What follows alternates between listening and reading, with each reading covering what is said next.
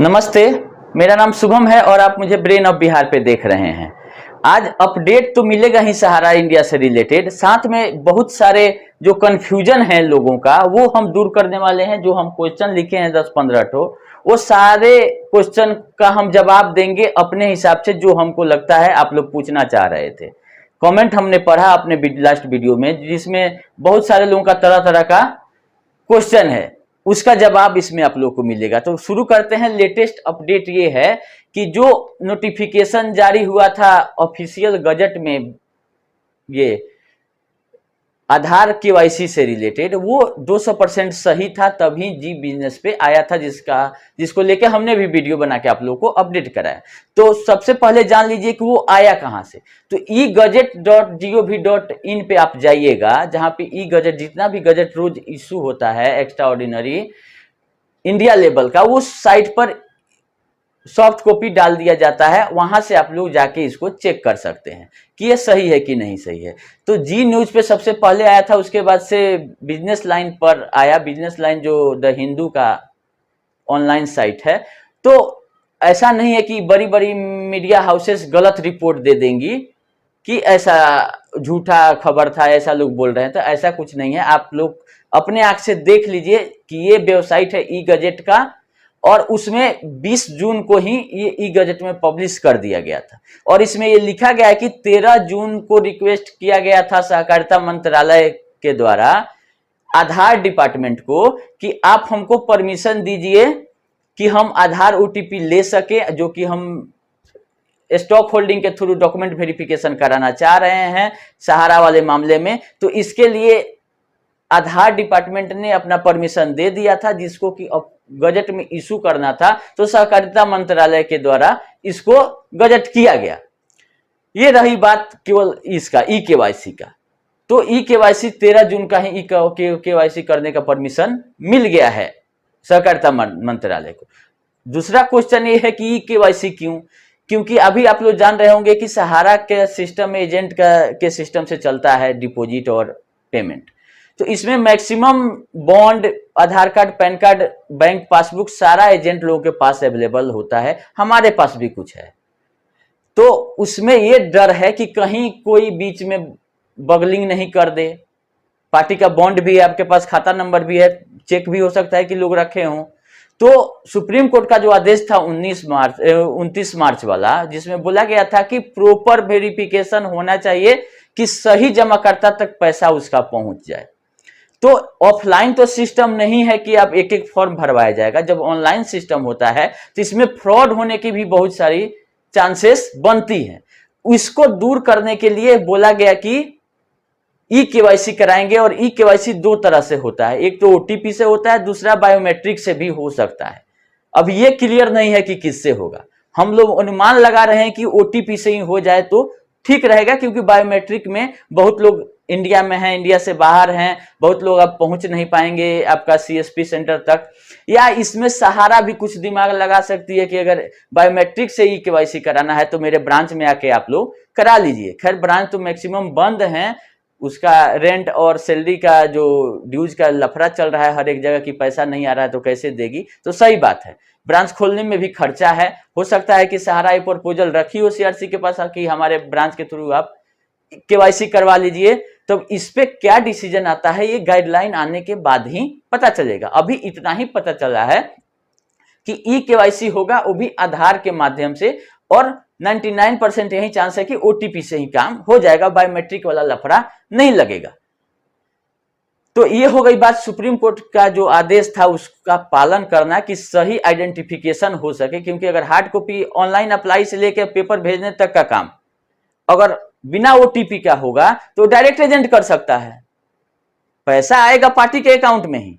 लेकिन जो जमा करता है उसके नंबर पे अगर ओटीपी जाता है तो उससे पूछा तो जाएगा, कम से कम एजेंट जाके पूछेगा तो कि आपका पैसा हम मंगा रहे हैं आपके अकाउंट में।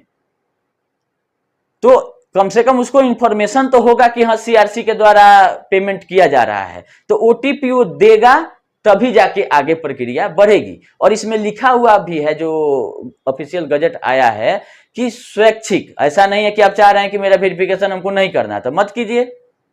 उसका क्या रास्ता है वो आगे डिसाइड होगा। अभी है कि कोई भी ऑथेंटिकेशन आप करने जाते हैं, किसी भी सिम लेने भी जाते हैं या बैंक में खाता खुलवाने जाते हैं, तो आधार के तरफ से एक ओटीपी आता है कि हाँ क्या ये आप इस बैंक में खाता खोलना चाहते हैं, तो आपके केवाईसी के लिए ये डिपार्टमेंट हमसे आपका इंफॉर्मेशन मांग रहा है। और केवाईसी में जैसे आप यस करके ओटीपी डालते हैं, आपका जो आधार में फीटेड डाटा है, नाम, date of birth, father's name और एड्रेस, सारा फेच होके चला जाएगा स्टॉक होल्डिंग और डॉक्यूमेंट मैनेजमेंट के पास। मतलब जिसको आप परमिशन दिए कि हाँ मेरा डाटा तुम ले लो, तो फोटो से लेके सारा कुछ आपका इंफॉर्मेशन पहुंच जाएगा सहारा का जो पेमेंट हो रहा है उस सॉफ्टवेयर में।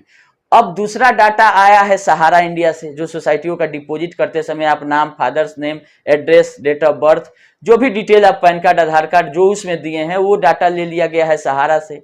इस दोनों डाटा को देख लिया जाएगा कि क्या दोनों सही है। अगर डिफर करता है तो क्या डिफर करता है, सबसे पहला तो नाम हो जाएगा, नाम के बाद पैन नंबर अगर पहले भी आप दिए हैं खाता खुलवाते समय तो अगर वो मैच कर गया कोई बहुत अच्छा बात है। आधार कार्ड दिए हुए हैं खाता खुलवाते समय, वो अगर मैच कर गया तो और अच्छी बात है। उसके बाद अपना नाम में कुछ डिफर भी है तो फादर्स नेम मैच कर रहा है कि नहीं कर रहा है, एड्रेस क्या आप दिए थे, तो ये सारा डाटा दोनों तरफ का मिलान होगा कि आपका आधार क्या कहता है और सहारा का जो इनपुट है वो क्या कहता है।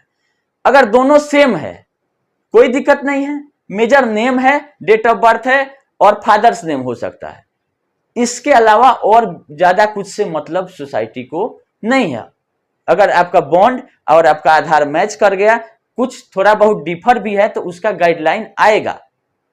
इसमें घबराने वाली बात नहीं है कि किसी के नाम में पहले मान लीजिए शादी के पहले कुमारी लोग लिखता है, उसके बाद देवी हो जाता है, तो ये डिफर नहीं कहलाता है।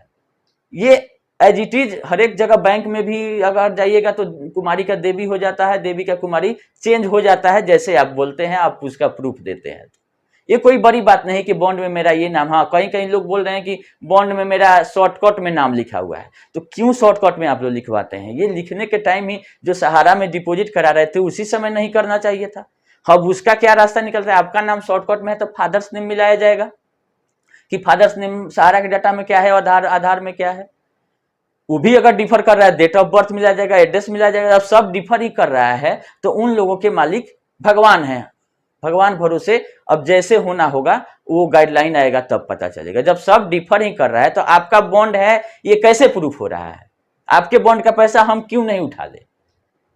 ये भी तो सोचने वाली बात है कि शॉर्टकट में नाम लिख दिए, फादर्स नेम भी गलत है, एड्रेस भी गलत है, डेट ऑफ बर्थ भी गलत है, तो जब सब गलत ही है तो इस दशा में आपको परेशानी उठाना पड़ सकता है ये प्रूफ करने के लिए कि ओरिजिनल बॉन्ड आपके पास है, सही बात है, लेकिन आपको फिर एफिडेविट मांगा जा सकता है, बहुत सारा प्रक्रिया उसका हो सकता है।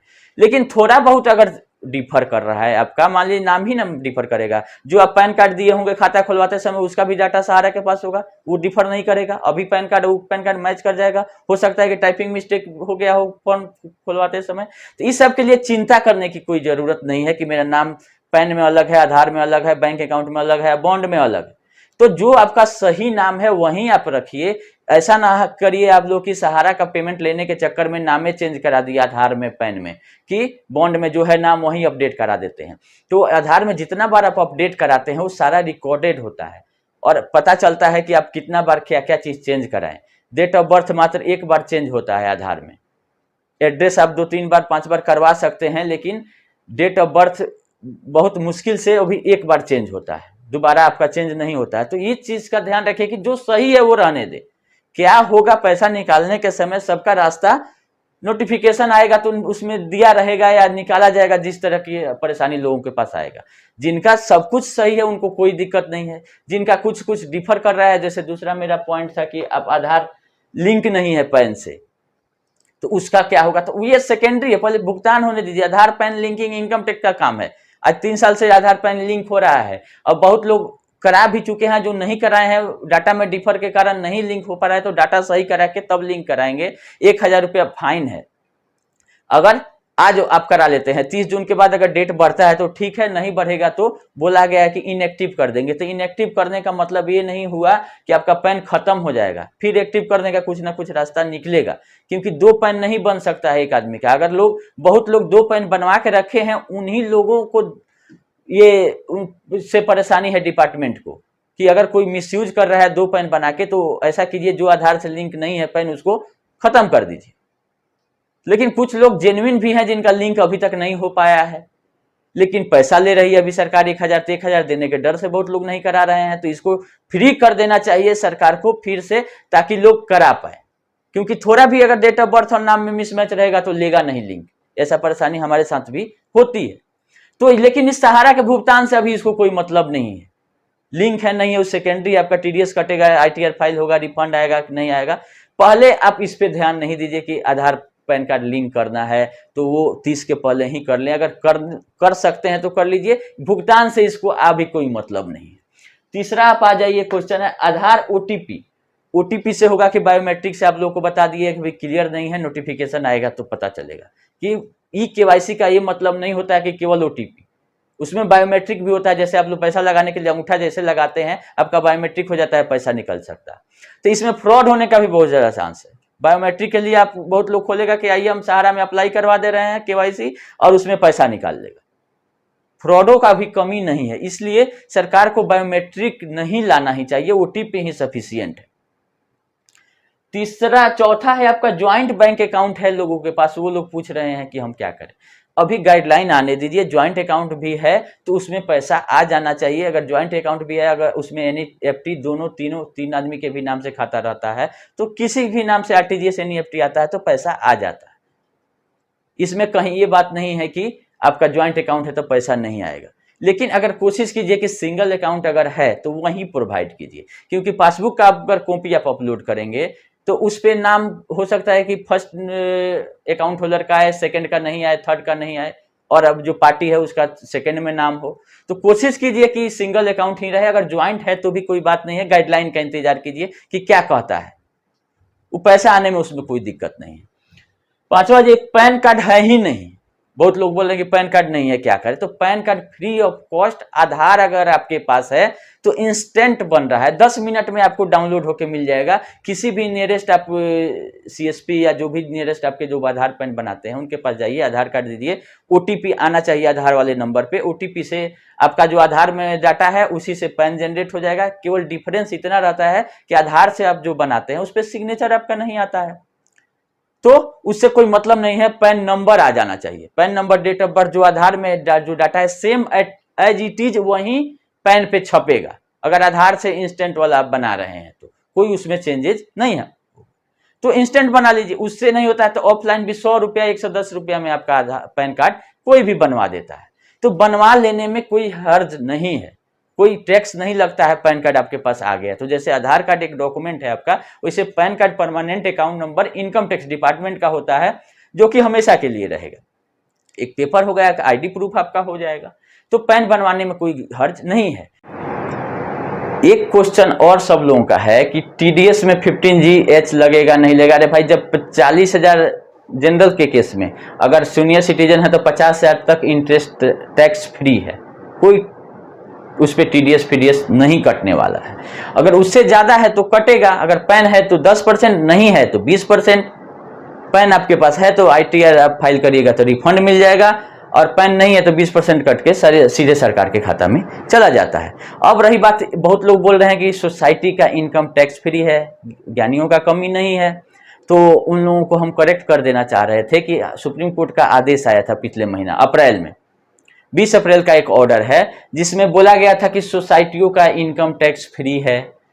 तो हम आप लोग को बता दें कि हम तीनों सोसाइटी का, सहारा इंडिया के चारों सोसाइटी का फाइनेंशियल 2022 तक का ऑडिटेड मंगाए हुए हैं आरटीआई करके, जिसमें profit and loss account, balance sheet और कैश फ्लो स्टेटमेंट भेजा है हमको।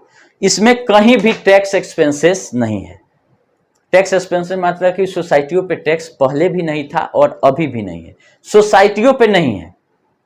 टीडीएस कटता है किसका? जिसका पैसा होता है, जिसका इनकम होता है, वो आपका टैक्स सरकार ले रही है। कि आप अगर 1 लाख जमा किए, आपका 2 लाख हो गया तो 1 लाख आपका इनकम हो गया। 1 लाख में जो आपका इंटरेस्ट मिला 1 लाख पे 1 लाख, तो उसका 10% 10,000 हमारे पास दे दीजिए।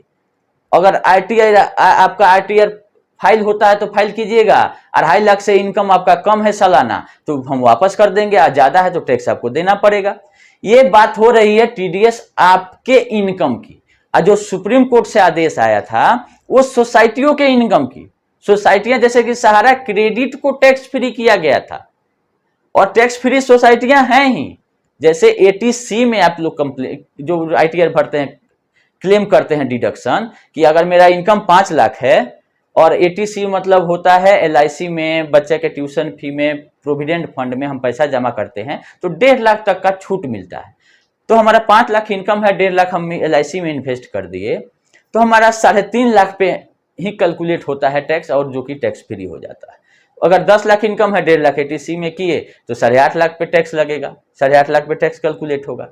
उसी तरह से सोसाइटियों के लिए बनाया गया है कि सोसाइटियां जो जनरली अपने मेंबर्स के लिए काम करती हैं, गांव वाले इलाके में काम करती है, एग्रीकल्चर से जुड़ा हुआ उन लोगों का रिलेशन रहता है, तो दुनिया में सबसे ज्यादा अगर कुछ है टैक्स फ्री तो वो है एग्रीकल्चर इनकम। बाकी सब कुछ से आप कमा रहे हैं तो आपको टैक्स देना पड़ेगा। एग्रीकल्चर इनकम है, कुछ चुनिंदा चीज है जिसपे कि टैक्स फ्री है, बाकी कहीं से कोई कमाता है तो उस पर टैक्स देना पड़ता है। जैसे कोई फॉरेन से कमा रहा है वो भी टैक्स फ्री होता है। मैक्सिमम पे टैक्स लगता है, कुछ अपवाद हैं 8-10 आइटम जिसपे कि टैक्स नहीं लगता है। उसी के तहत इनकम टैक्स एक्ट में एटीपी दिया हुआ है सेक्शन, एटीपी के तहत सोसाइटियों को छूट मिलता था और सहारा को भी मिलते आ रहा है। जो आपका सब खर्चा छाटने के बाद इनकम होता है उस पर जनरली बैंक कंपनी का 30 से 35% के बीच में टैक्स स्लैब में आता है। तो इसको जो इनकम हुआ, जैसे सहारा क्रेडिट का 7 करोड़ रुपया प्रॉफिट दिखाया गया है 22 में, तो उस पर 30% लग जाना चाहिए था, 7 तरीके 21 2 करोड़, तो वो नहीं लगा। सुप्रीम कोर्ट का आदेश आया मई में, अप्रैल में, तो क्यों नहीं लगा? तो पहले से ही डिडक्शन अवेलेबल है सोसाइटियों के लिए कि आपका अगर इनकम होता है तो आपको इनकम टैक्स नहीं देना है। रहा बात की मामला सुप्रीम कोर्ट क्यों गया, तो सुप्रीम कोर्ट इसलिए गया कि इनकम टैक्स के प्रिंसिपल कमिश्नर एक अपील फाइल किए कि जो कोऑपरेटिव सोसाइटियां हैं, चाहे कोऑपरेटिव बैंक है, दो चीज है, कोऑपरेटिव सोसाइटी अलग है, कोऑपरेटिव बैंक अलग है। तो कोऑपरेटिव बैंक में ये बोला गया कि ये बैंकिंग का काम करती है तो इसको सोसाइटी से आप अलग कर दीजिए। तो कोऑपरेटिव बैंकिंग का जो काम करती है, जो जनरल पब्लिक को लोन देती है, उस सब पे टैक्स लगेगा क्योंकि वो बैंकिंग वाला काम करती है। जैसे कि लैंड डेवलपमेंट बैंक, वो अपने नाम में बैंक जोड़ती है, वो भी सोसाइटी एक्ट से ही, सीआरसी से ही रजिस्टर्ड है, लैंड डेवलपमेंट बैंक बिहार का। तो उस सब के इनकम पे टैक्स लगेगा क्योंकि वो जनरल पब्लिक को अगर पैसा दे रही है। लेकिन जो क्रेडिट कोऑपरेटिव सोसाइटियां हैं, काम तो बैंकिंग क्या ही कर रही है मिला जुला के, लेकिन उसका पर्पस वो नहीं है। वो पहले मेंबर बनाती है, फिर उसको लोन देती है या उससे डिपॉजिट लेती है। तो प्रिंसिपल कमिश्नर का कहना था कि आप क्रेडिट कोऑपरेटिव सोसाइटी को भी बैंक मानिए क्योंकि ये काम कर रही है डिपॉजिट लेने का और लोन देने का मेंबर का। लेकिन सुप्रीम कोर्ट ने उस अपील को खारिज किया, बोला कि नहीं, इन लोगों को जो छूट मिल रहा है वो मिलते रहेगा, इसको आप बैंक नहीं कहिए। सोसाइटी सोसाइटी है, क्रेडिट सोसाइटी, और इसको बैंक नहीं बोलिए, बैंक रेगुलेशन के डिफिनीशन में ये नहीं आता है। कोऑपरेटिव बैंक है वो बैंक रहेगा, सोसाइटी बैंक नहीं है। और इनकम टैक्स डिपार्टमेंट का कहना था कि मेरा रेवेन्यू लीकेज हो रहा है, आप सोसाइटियों का भी जो डिडक्शन है वो हटा दीजिए। तो सुप्रीम कोर्ट ने कहा कि नहीं, ये हम आपके अगेंस्ट में फैसला देंगे और एससीसी जो हैं उन लोगों को टैक्स नहीं देना होगा। अगर क्रेडिट कोऑपरेटिव सोसाइटी कोई भी हो तो जैसे छूट मिलते आ रहा है वैसे मिलते रहेगा, यही बात। तो बहुत लोग बोल रहे थे कि सोसाइटी का इनकम टैक्स फ्री है, तो सोसाइटी का है। आपका जो इंटरेस्ट एफडी के रूप में पैसा मिलेगा सहारा से, वो फ्री नहीं है, उस पर टीडीएस कटेगा अगर 40,000 से ज्यादा है तो, अगर सीनियर सिटीजन है तो 50,000 से ज्यादा है तो। बस इतना ही बात है। चौथा है डेथ क्लेम। डेथ क्लेम में हमारे हिसाब से अभी डिले हो सकता है। डेथ क्लेम में बहुत लोगों का कंप्लेन है कि जो नॉमिनी है उनका भी डेथ हो चुका है, तो सहारा का यही सिस्टम है, पैसा जो जमा किया वो भी मर गया, उठाने वाले जो नॉमिनी थे वो भी मर गए, तो अगला तीसरा पुश्त उनको मिलने की उम्मीद है, अभी मिला नहीं है। तो इसमें डिले हो सकता है डेथ क्लेम का। खैर गाइडलाइन आएगा तो पता चलेगा, अभी इसमें कुछ क्लियर नहीं है कि हम बता दें कि क्या होगा। नॉमिनी को मिलेगा, नॉमिनी भी अगर नहीं डाला हुआ है, नहीं समझ में आ रहा है, तो आपका फॉर्म निकालवा के देखना पड़ेगा, उसमें सहारा की भूमिका आती है कि फॉर्म में आप क्या भरे थे, एक नॉमिनी थी कि 2 नॉमिनी थी, तो वो फॉर्म देखने के बाद ही पता चलेगा। तो उसका थोड़ा डिले हो सकता है पेमेंट में। ठीक है। और उसके बाद अगर नॉमिनी का भी डेथ हो गया है तो फिर आप लीगल हायर बनवाइए सर्टिफिकेट की, जो जमाकर्ता थे उसके कितने लोग उनमें उनका हक बनता था, वो लीगल हायर का सर्टिफिकेट कोर्ट से बनेगा, उनको पैसा मिलेगा। फिर ये कब तक शुरू होगा, तो अभी जो 14 जून वाला लेटेस्ट अपडेट है सीआरसी का, जो एक साइट पर दिया गया है 14 पेज का, उसमें बोला गया है कि शीघ्र ही पोर्टल के माध्यम से भुगतान शुरू करने का गाइडलाइन जारी करने जा रही है सीआरसी। सीआरसी का जो पहल है, अमित शाह जी जब से ज्वाइन किए हैं 2021 से लेके या 2023 तक का पूरा जो सीआरसी के द्वारा कदम उठाए गए हैं, पहल का हमेशा 15 दिन 10 दिन पर अपडेट आ रहा है। इसके पहले भी आया था जिसमें जिक्र किया गया था कि डॉक्यूमेंट वेरिफिकेशन दिया गया है स्टॉक होल्डिंग को। तो इस बार वाले पेज में पढ़िएगा तो हिंदी और इंग्लिश दोनों में है, इसमें लिखा गया है कि 4 स्पेशल ड्यूटी पर 4 ऑफिसर चारों सोसाइटियों के लिए अपॉइंट कर दिया गया है और सीआरसी जल्द ही पोर्टल जारी करने जा रही है। इसका मतलब है कि 14 जून तक का ये रिपोर्ट है, 14 जून को ही पोर्टल बन के रेडी हो है। अब हो सकता है कि जो मोदी जी 1 जुलाई को आएंगे उसके पहले प्रक्रिया का शुरुआत कर दिया जाए। तो उम्मीद काफी ज्यादा जग गई है इस वाले जो 14 जून वाले सीआरसी के साइट पर ये अपडेट है। आप लोग भी इसको देख सकते हैं, हिंदी और इंग्लिश में क्लियर लिखा गया है कि शीघ्र ही जारी करने वाली है और ये इसको छपे हुए 10 दिन पहले का ये रिपोर्ट है, 24 तारीख है तो 14 जून तक का ही। तो हमारे हिसाब से जब पोर्टल रेडी है तो मोदी जी जैसे कि अभी अमेरिका में पूरा गर्दा मचाए हुए हैं, तो आ करके यहाँ भी अगर 1 तारीख को सीआरसी वाले कैंपेन में ये अनाउंसमेंट कर देते हैं कि सहारा का भुगतान करने की प्रक्रिया का पोर्टल आज लॉन्च कर रहे हैं, तो ये कोई बड़ी बात नहीं होगी क्योंकि 3 महीना बीतने जा चुका है। चूंकि ये मामला बड़ा था और ऐसा नहीं है कि केवल 5,000 करोड़ भुगतान की प्रक्रिया ये हो रही है, ये 25,000 करोड़, उसके बाद 86,000 करोड़, 1 लाख करोड़ तक का इसी प्रक्रिया में भुगतान होगा, तभी इतना दुरुस्त सिस्टम इतना खर्चा करके किया जा रहा है। ये बात आप लोग जान लीजिए। ये लोग बहुत लोग सोचेंगे कि 5,000 करोड़ का भुगतान इधर से होगा फिर सहारा में चले जाएंगे, तो ये कहीं दूर दूर तक नजर नहीं आ रहा है कि सहारा फिर से उठेगी और भुगतान उससे अगला मिलेगा, क्योंकि इधर कहीं कोई अपडेट, पैसा तो छोड़िए, अपडेट और नोटिफिकेशन कहीं कुछ नहीं है। इससे ये साबित होता है कि सहारा की भूमिका काफी कम होने वाली है भुगतान में, जो भी करेगी अब सरकार करेगी और वही अपडेट दे रही है। कोई भी इंफॉर्मेशन सहारा के तरफ से अभी तक नहीं है। अब आ जाइए कि इंटरेस्ट कब तक मिलेगा, कहीं कोई क्लियरिटी नहीं है। मैच्योरिटी अमाउंट तो जरूर मिलेगा, इतना का 200% गारंटी है। उसके बाद वाला पीरियड का क्या डिसीजन लिया जाता है, उसमें बहुत बड़े बड़े लोग हैं, क्या डिसीजन लेते हैं ये भुगतान शुरू होने के बाद ही पता चलेगा। फिर आ जाइए, क्या जो कंप्लेन किए हैं उन्हीं का भुगतान होगा। जैसा कि एक बात आ रहा है कि एक मीडिया के न्यूज के हिसाब से 1,22,000 कंप्लेन गए हुए थे सीआरसी में, तो क्या उनका भुगतान होगा, तो ऐसा नहीं है। हमारा जो अनुमान कहता है कि 1,22,000 का कैसे आप मैच कीजिएगा कि ये कंप्लेन किए हैं या नहीं, कि जब जनरल पब्लिक के लिए गजट आएगा, नोटिफिकेशन आएगा, तो उसमें क्या रहेगा कि जो कंप्लेन किए हैं वहीं अप्लाई करें, या कंप्लेन नंबर आपके पास है 1 लाख लोगों का कि कंप्लेन नंबर जो किए थे वो अपना कंप्लेन नंबर डाल के आप आगे बढ़िए।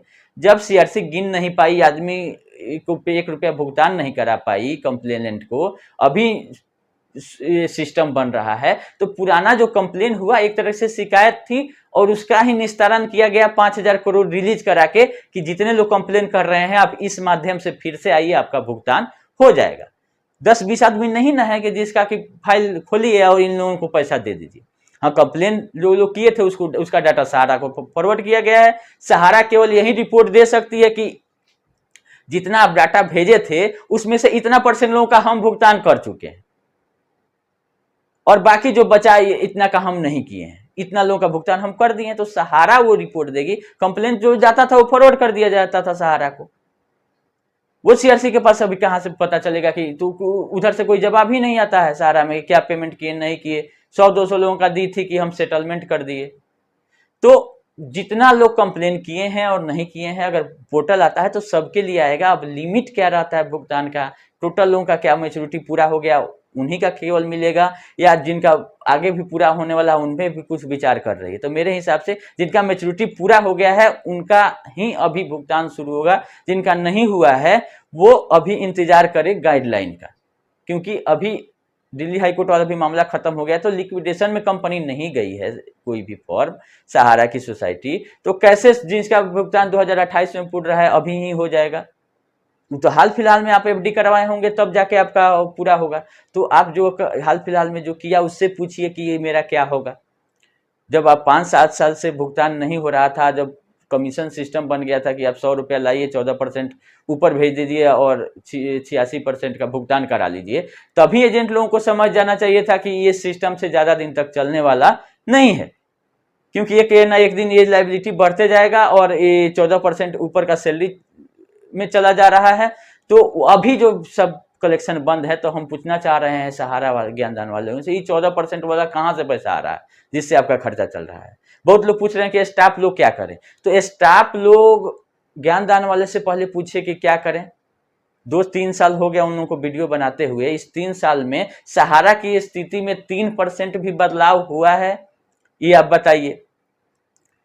गलत कंपनी आप पकड़ लिए थे, भाग भरोसे चल रही थी, एजेंट लोगों के बल पर एजेंट लोग 10 साल बिना भुगतान के ही खींच लिया।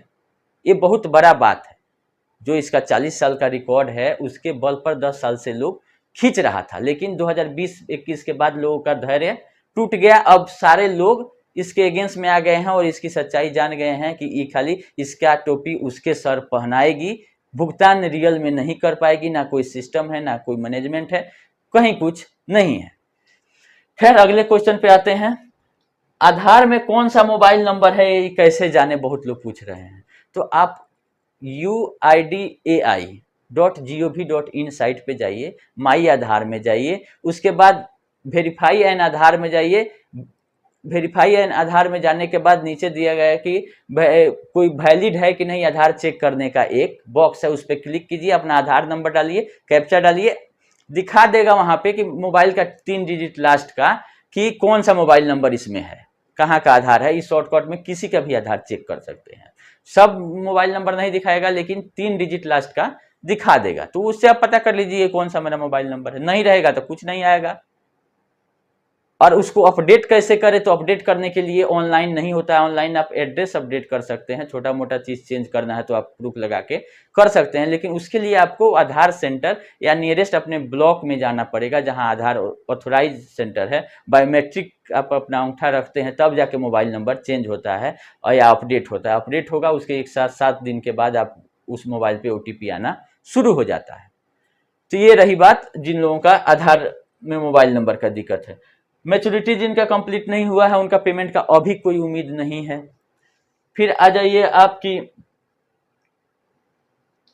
लमसम की इनकम टैक्स में कैसे लिंक करें, ये लोग पूछ रहे हैं कि पैन आधार लिंक नहीं है, तो उसका भी हम आपको शॉर्टकट में बता देते हैं कि इनकम टैक्स का साइट पे जाइए, incometax.gov.in, और वहाँ पे आप लिंक आधार स्टेटस सबसे ऊपर में सेकंड पे दिया रहता है, वहाँ पे अपना पैन नंबर डालना है, फिर आधार डालना है, स्टेटस देख लेना है। लिंक रहेगा तो बता देगा, नहीं रहेगा तो आपको उसके नीचे वाले लिंक पर आइए और लिंक आधार पे जाइए, पैन कार्ड डालिए, आधार कार्ड डालिए और 1000 का लेट फी दीजिए, क्योंकि अब 2 साल पहले से इनकम टैक्स डिपार्टमेंट बोल रहा था कि आप लिंक कर लीजिए, लिंक कर लीजिए, नहीं किए तो अब उसका पेनाल्टी है कि 1000 रुपया दीजिएगा तब लिंक करने देंगे। और 30 जून तक अभी लास्ट डेट रखा गया, अगर बढ़ेगा तो हम आप लोगों को अपडेट कर देंगे।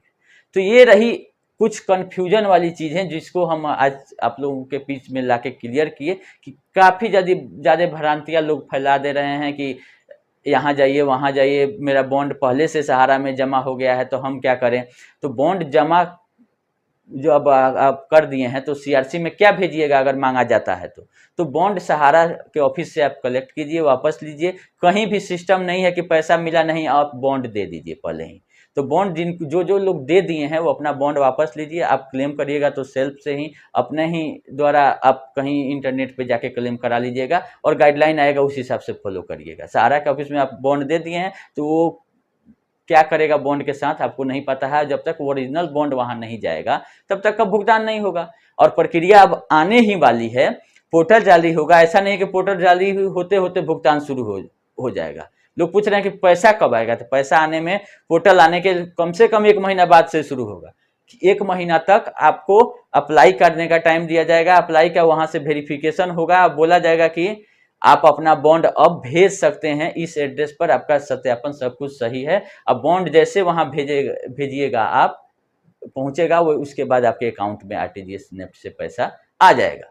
ये मेरा अनुमान है, तो घबराने वाली कोई बात नहीं है। अब इतना दिन आप इंतजार किए तो थोड़ा दिन और कीजिए, सिस्टम बनाने में टाइम लगता है, और एक बार बन गया तो भुगतान तुरंत अब कितना भी लंबा प्रोसेस हो, वो चाहे 25,000 करोड़ देने का हो या 86,000 करोड़ देने का हो, एक बार बन गया सिस्टम तो उससे ही भुगतान होते चला जाएगा। तो आज के लिए इतना ही, धन्यवाद।